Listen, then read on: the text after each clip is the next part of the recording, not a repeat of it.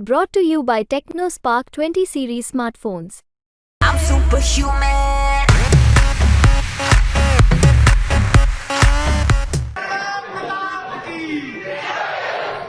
बोलिए भारत माता की, भारत माता की जय जय श्री राम, जय जय श्री राम, जय जय राजस्थान, जय जय राजस्थान, जय जय महाराष्ट्र, जय जय महाराष्ट्र।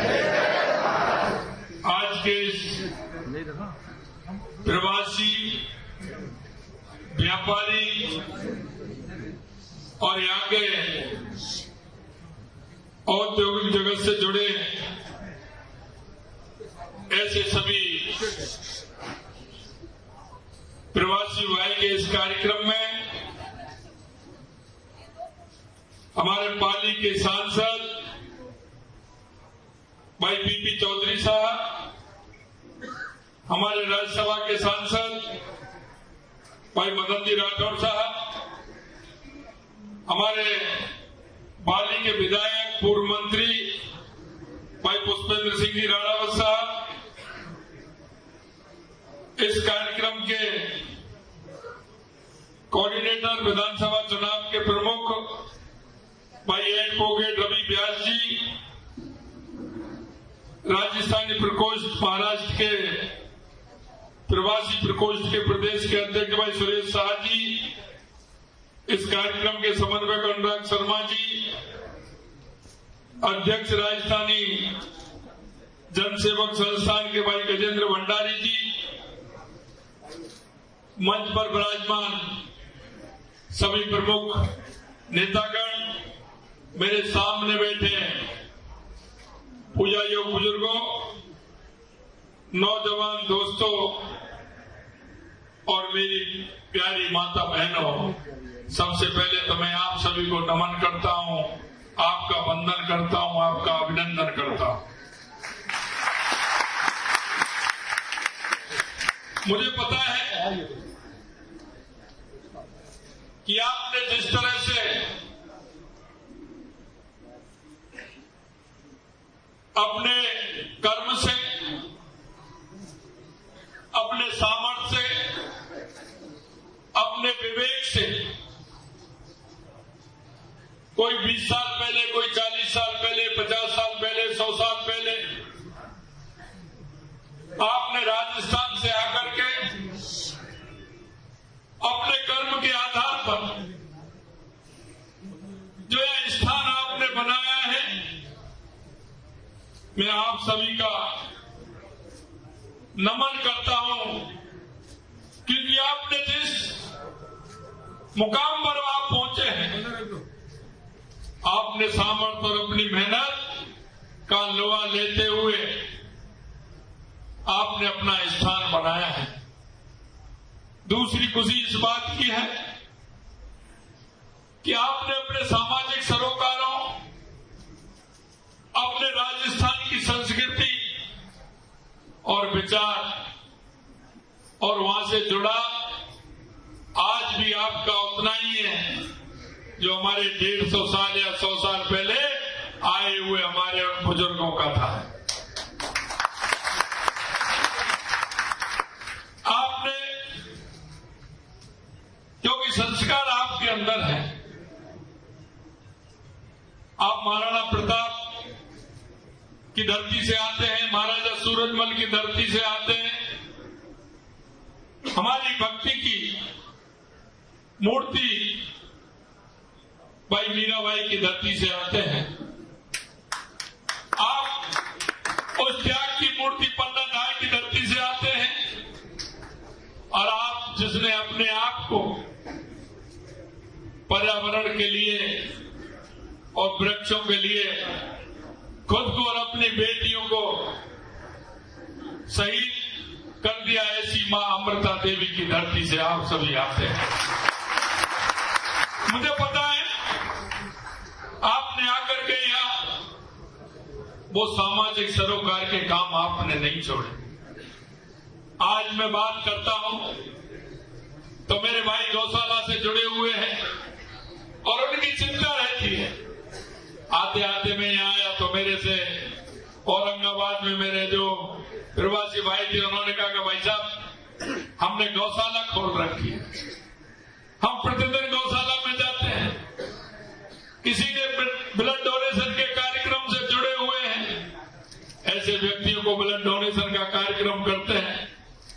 किसी ने अपने शमशान से जोड़ रखा है, तो शमशान के ध्यान रखते हुए उसमें किस तरह से विकास हो सकता है, उस काम को भी आपने किया है। किस तरह से गरीब बेटियों की शादी हो सकती है, वो भी काम आपने किया है। कल मैं पुणे के अंदर था तो मैं बड़ा भावुक हुआ। एक हमारे प्रवासी भाई आए और मेरे से बोले कि भाई साहब हमने यहाँ हर साल उन गरीब बेटियों की शादी करते हैं जिनके माता पिता नहीं होते, जिनको आवश्यकता होती है। हम अखबार के अंदर इश्तिहार निकालते हैं और हम उन सभी की शादी कराते हैं, और शादी भी ऐसे नहीं कराते, हम उनके माँ बाप भी बनते हैं। मैं निश्चित रूप से आपको और ऐसे लोगों को, और जो यहाँ करके भी उन कामों से जुड़े हुए हैं, मैं दिल की गहराइयों से आपको बहुत बहुत धन्यवाद देना चाहता हूँ। मैं एक निवेदन और आपसे करना चाहता हूँ, और वो इसलिए नहीं करना चाहता, मुझे विश्वास है आप राष्ट्रीय भावना से ओतप्रोत हैं, हमेशा राष्ट्र सेवा के लिए, राष्ट्र के लिए समर्पित भाव से आप काम करते हैं। मैं इसलिए कहना चाह रहा हूं कि जिस तरह से शीशे पर धूल आ जाती है, अगर हम उस पर एक कपड़ा लगाते हैं थोड़ा सा, तो पारदर्शिता बन जाती है और वो साफ दिखाई देने लग जाता है। मैं आपसे इसलिए कहना चाहता हूं कि देश की स्थिति आज जैसी है, मैं आज पर आपका बयान कर रहा हूं, लेकिन मैं आपको 2014 से पहले भी ले जाना चाहता हूं। मित्रों, 2014 से पहले इस देश की स्थिति क्या थी? देश भ्रष्टाचार से जूझ रहा था। आज दिन आप देखते थे, एक भ्रष्टाचार का घोटाला आता था, दूसरा घोटाला उससे बड़ा आता था, तीसरा घोटाला उससे भी बड़ा आता था, चौथा घोटाला सबसे बड़ा आता था। इस तरह के आए दिन भ्रष्टाचार होते थे। कोई भी राष्ट्रवादी व्यक्ति जब सुबह पेपर पढ़ने बैठता था तो वो पेपर उनके आंखों के आंसू से गीला हो जाता है। आखिर इस देश का क्या होने वाला है? आखिर इस देश का क्या होगा? इसी तरह से आए दिन आतंकवादी आते थे, कहीं ना कहीं बम फोड़ करके चले जाते थे। मुंबई और पुणे की स्थिति तो आपने देखी है। 26/11 की घटना से आप सब वाकिफ हैं। मैं आपसे इतना ही कहना चाहता हूँ, इस देश के अंदर जिस तरह से 2014 से पहले आए दिन नक्सलवादी, आतंकवादी किस तरह से देश पर हावी होते जा रहे हैं, कहीं ना कहीं कोई सी रेलवे को रुकवाया जाता था, रेलवे में सूचना मिलती थी कि उस गाड़ी में बम रखा है। किसी दिन किसी हवाई जहाज को नजदीकी एयरपोर्ट को उतारा जाता था कि उस हवाई जहाज में बम की सूचना मिली है। मैं आपसे इतना ही कहना चाहता हूँ, 2014 के बाद कहीं कोई घटना ऐसी आपको सुनाई देती है क्या? कहीं सुनाई देती है क्या? 2014 के बाद देश के अंदर परिवर्तन हुआ है या नहीं हुआ है? आपने महसूस किया है कि नहीं किया है? मैं आपसे यही कहना चाहता हूँ मेरे भाई और बहनों, 2014 के बाद इस देश के अंदर चाहे हमारे गरीब कल्याण की योजनाएं हो, चाहे हमारे विकास की योजनाएं हो, चाहे देश की सीमाओं की सुरक्षा का सवाल हो, या दुनिया में बढ़ता हुआ भारत का गौरव हो, हम इस बात को कह सकते हैं। और आपसे मैं ये सारी बातें इसलिए कहना चाहता हूं क्योंकि मैं जो मारवाड़ी है उसकी ताकत को मैं जानता हूं। उन्होंने 4 महीने पहले राजस्थान के अंदर बहुत बड़े बहुमत के साथ भारतीय जनता पार्टी की सरकार आप लोगों ने बनाई है। इसके लिए भी मैं आपको बहुत बहुत बधाई और साधुवाद देना चाहता हूं। मुझे आपकी ताकत का पता है, इसलिए मैं आपसे कहना चाहता हूं मेरे भाई और बहनों, क्योंकि मारवाड़ी 2 से 4, 4 से 6 और 6 से 8 और 8 से 10 करने में माहिर होता है, माहिर होता है। इसलिए मैं कहना चाहता हूं आप सभी से,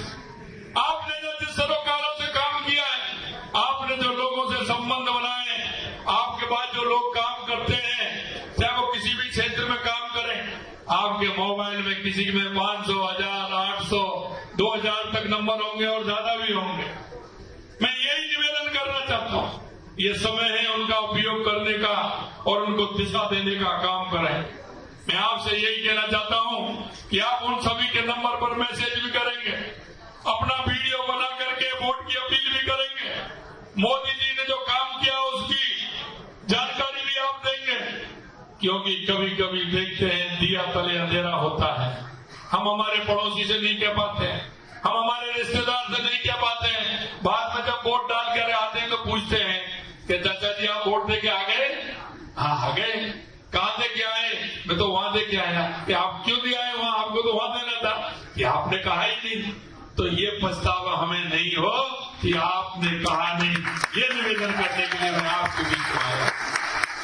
मित्रों, आपने देखा है, इस देश को देखा है, जिस तरह से हमारे वीर शहीदों ने अपने आप को कुर्बान कर दिया इस देश को बनाने के लिए, इस देश को बढ़ाने के लिए। क्योंकि इस देश में कभी हूण आए, कुषाण आया, इस्लाम आए, अंग्रेज आए, और उन्होंने हमारे पूर्वजों के साथ जिस तरह की आताताई की थी, उन 21 और 22 साल के नौजवानों ने अपने आप को मां भारती के लिए समर्पित कर दिया। जब मां भारती के लिए शहीद हुए, जब स्थिति बनी, तो एक माता से पूछा था कि मां आपके 3 बेटे थे, तीनों बेटे शहीद हो गए। उस मां का उत्तर सुनिए, मां ने कहा कि 3 बेटे थे वो शहीद हो गए, अगर चौथा बेटा भी होता तो भी इस देश के लिए समर्पित हो जाता। मैं उस बात को कहना चाहता हूं कि देश बनाने में कोई एक दिन में ये देश नहीं बना। बहुत बड़े लंबे समय के बाद, क्योंकि आजादी तो 1857 में भी मिल रही थी, लेकिन थोड़ी सी चूक के कारण 90 साल हमारे पूर्वजों को 90 साल संघर्ष करना पड़ा था, और 90 साल के बाद 1947 में हमको आजादी मिली। मैं आपको यही कहना चाहता हूं।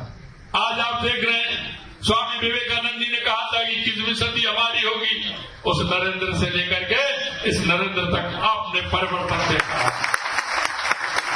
मैं आपको यही निवेदन करने के लिए आपके बीच में आया हूं, मेरे भाई और बहनों, कि आप सबको समझना होगा, राष्ट्र हित में हमको काम करना होगा, और देश के यशस्वी प्रधानमंत्री नरेंद्र मोदी जी को तीसरी बार हमें प्रधानमंत्री बनाना होगा। तीसरी बार प्रधानमंत्री बनाना आज आवश्यकता है। दुनिया हमारी तरफ देख रही है। आजकल देख रहे हो ना, कांग्रेसियों का प्रेम कैसा लग रहा है। पाकिस्तान के लोग प्रचार कर रहे हैं। अब आप देख सकते हैं टुकड़े टुकड़े किनके कैसा संबंध है, वो क्या चाहते हैं। दुनिया जो बाहर के हमारे देश के दुश्मन है, वो किस तरह से उनकी निगाहें हैं। मैं आपसे कहना चाहता हूं मेरे भाई और बहनों, क्योंकि आज 11 मई है। आपको ध्यान होगा 11 मई क्या है। 11 मई का वो दिन है जो देश के पूर्व प्रधानमंत्री अटल बिहारी वाजपेयी जी ने पोखरण के अंदर बम विस्फोट किया था। पोखरण के अंदर उस दिन स्वाभिमान जागा था। दुनिया के लोगों ने कहा था कि हम भारत पर आर्थिक प्रतिबंध लगा देंगे, हम प्रतिबंध लगा देंगे। अटल बिहारी वाजपेयी जी ने कहा कि ये तो परमाणु शक्ति बनकर भारत रहेगा, हमें किसी प्रतिबंध का डर नहीं है, और हमने तो बम विस्फोट करके दिखा दिया। आपकी ताकत है, प्रतिबंध लगा दीजिए, हमें आपकी कोई आवश्यकता नहीं। मैं आपको याद दिलाना चाहता हूं, देश बनाने के लिए जिस तरह से हमारे पूर्वजों ने काम किया है, आज हमको उसको संभाल के रखना है। आज उस विरासत को हमें आगे बढ़ाना है। आज दुनिया में जब जाते हैं तो आप विदेश में जो हमारे भाई बहन मिलने वाले रह रहे हैं, उनसे पूछिए किस तरह का व्यवहार उनके साथ में होता है। और यहाँ की स्थिति आज भी है, यहाँ की स्थिति आज भी है। कोई उनको पूछता नहीं था पहले, कहीं जाते थे तो पता ही नहीं होता था कि कोई प्रधानमंत्री है। लेकिन आज हमारे यशस्वी प्रधानमंत्री दुनिया के छोटे देश में भी जाते हैं तो दुनिया देखती है कि देश के भारत के यशस्वी प्रधानमंत्री नरेंद्र मोदी जी आ रहे हैं, क्या कहने वाले हैं, क्या दिशा देने वाले हैं। आज दुनिया के जो देश थे वो भारत के पीछे लाइन में खड़े हैं। और मैं आपको यही विश्वास दिलाने के लिए आपके बीच में आया हूं कि आज 2014 के बाद 11वीं अर्थव्यवस्था थी, 5वीं पर आ गए। आने वाले 2 साल में 3वीं पर आ जाएंगे, और आने वाले समय में दुनिया के सिरमौर होंगे और भारत दुनिया की पहले नंबर की महाशक्ति होगा। ये मैं आपके बीच में कहने के लिए आया हूं। आज दुनिया के उन देशों को देखिए, वो पहले महाशक्ति उनके बारे में कहते थे, अब वो हमारे भारत के पीछे हैं सभी लोग, क्योंकि वो जानते हैं कि आने वाला 21वीं सदी भारत की है, 21वीं सदी भारत। इसलिए मैं आपसे इतना निवेदन करना चाहता हूं, क्योंकि समय कम है, 10 बजे तक का समय होता है। आपके मुंबई में जाम बड़ा तगड़ा है, तो मैं उसमें से निकल करके आ रहा था तो मैं देख रहा था कि भाई आप कैसे इस जाम से डेली कैसे आते होंगे। लेकिन मुझे लोगों को कहा कि साहब वो बस जाम में तो कमी मेट्रो से या उससे आते हैं, ट्रेन से, तो वो जल्दी पहुंच जाते हैं। तो मैंने भी कहा कि आप मेरे को भी मेट्रो से लेके चलते, मैं भी मेट्रो में चलता। उन्होंने कहा था मेट्रो की परमिशन नहीं मिली क्योंकि सुरक्षा के कारणों से, इसलिए आपको रोड से आना था। मैं थोड़ा सा लेट हुआ, उसके लिए क्षमा प्रार्थी हूं।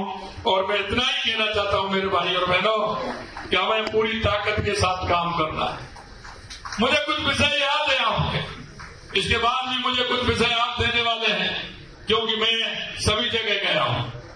मैं बंगाल भी गया, कलकत्ता 2-3 स्थानों पर वहां भी गया, झारखंड में भी गया, तेलंगाना भी गया, आंध्र प्रदेश भी गया, और आपके यहां भी मैं 2 दिन से हूं। लेकिन मुझे कई बात हमारे प्रवासी भाई जो कुछ कहते हैं वो मुझे पता है। आपका एक मुंबई से ज्यादा दिक्कत नहीं है, लेकिन उनको थोड़ी कोई परेशानी है। मैं उनसे भी कह करके आया हूं और आपसे भी मैं कहना चाहता हूं मेरे भाई और बहनों, किसी भी तरह की कोई परेशानी हमारे प्रवासी भाइयों को पूरे देश में कहीं किसी भी तरह की कोई परेशानी नहीं हो, इसकी चिंता हमारी सरकार करे। कई बार मैंने सिखाया कि हमारे प्रवासी भाई यहाँ रहते हैं, उनके बारे में उन्होंने भी कहा है कि हमारी वहाँ हवेली है, हमारा गांव का मकान है, हमारी खेती है, आप निश्चिंत रहिए, आपका वो भी सुरक्षित रहेगा और आप यहाँ भी पूरी तरह से काम करिए और वहाँ भी काम करिए, कोई दिक्कत नहीं है। हमने सोचा है कि आप आते हैं तो अभी तो कहीं शादी में आते हैं, कहीं किसी कार्यक्रम में आते हैं, लेकिन हम निश्चित रूप से ये करने वाले हैं कि कम से कम राजस्थान में आप 3 बार तो 4 बार तो आए हैं और एक दिन में लौट के नहीं आए। कुछ ऐसी व्यवस्था करने वाले हैं तो कम से कम राजस्थान के अंदर अपने घर जाकर के 3 दिन और 4 दिन आप रह करके आए। इस तरह की व्यवस्था हम करने वाले हैं। आज ये बताने वाला नहीं हूँ कि क्या करने वाले हैं, वो आप देखते चलना, आगे करेंगे। लेकिन मैं एक विश्वास आपको दिलाना चाहता हूँ, आपने राजस्थान के अंदर भरोसा किया भारतीय जनता पार्टी पर। मैं इतना ही निवेदन करना चाहता हूँ, भाई अनुराग जी कह रहे थे हम लोग 90 दिन काम करने के लिए मिले हैं, लेकिन 90 दिन के अंदर राजस्थान के अंदर जो 40 साल से काम नहीं हुए थे, देश के यशस्वी प्रधानमंत्री नरेंद्र मोदी जी के नेतृत्व में वो हमने 90 दिन में वो काम करके दिखाए, जिनकी 40 साल और 50 साल से लोगों को इंतजार था। हम पानी के क्षेत्र में भी काम कर रहे हैं। 22 जनवरी को जो भगवान राम की प्राण प्रतिष्ठा अयोध्या के अंदर हो रही थी, तो हमने भी घोषणा की है कि हम 5 राम जानकी औद्योगिक क्षेत्र राजस्थान के अंदर नए खोलने वाले हैं। और आपसे भी आह्वान करना चाहते हैं, आप आइए, राजस्थान में आइए, अच्छा उद्योग लगाइए। सिंगल विंडो खिड़की के हम काम करेंगे, सिंगल खिड़की में हम काम करेंगे। आपको ना पानी की समस्या आएगी, ना बिजली की समस्या आएगी, ना जमीन की समस्या आएगी। आप अपने राजस्थान में आकर के एक काम अगर आप खोलेंगे तो आपको वहां रहने का भी, वहां आने का भी मौका मिलेगा। मैं इतना ही आप सभी से निवेदन करना चाहता हूं, मैं आपसे इतना ही निवेदन करना चाहता हूं कि यहाँ की हमारी एनडीए के प्रत्याशी नरेश मस्के जी हैं, गठबंधन के प्रत्याशी हैं, तीर कमान धनुष बाण उनका चुनाव चिन्ह है। मैं आपसे यही कहना चाहता हूं कि उनको विजय बनाएंगे और बम्बई नहीं पूरे महाराष्ट्र के अंदर, मुझे पता है आपके आधे लोग यहाँ रहते हैं, कुछ औरंगाबाद रहते हैं, कुछ पूना रहते हैं, कोई बम्बई में दूसरे स्थान पर रहते हैं। मेरा आप सभी से निवेदन है, आज से ही आप अपना वीडियो बना करके भेजेंगे, आज से आप मैसेज बना करके भेजेंगे, आज से आप उन सभी को फोन करेंगे कि भाई जी आइए, देश बनाइए, मोदी जी को तीसरी बार प्रधानमंत्री बनाइए। इतना कहते हुए मैं, क्योंकि समय हो गया, 1 मिनट बाकी बता रहे हैं, इसलिए मैं इतना ही कहना चाहता हूं, आप सभी को बहुत बहुत धन्यवाद। इतनी बड़ी संख्या में आप सभी आए, बिल्कुल मैं दिल की गहराइयों से और राजस्थान की उस माटी से आप सभी को बहुत बहुत धन्यवाद और साधुवाद देता हूँ। आप ऐसा प्यार, ऐसा दुलार हमेशा बनाए रखें, हमेशा बनाए रखें। इतना ही मैं निवेदन करना चाहता हूँ। आप सभी को बहुत बहुत धन्यवाद। नमस्कार। जय हिंद।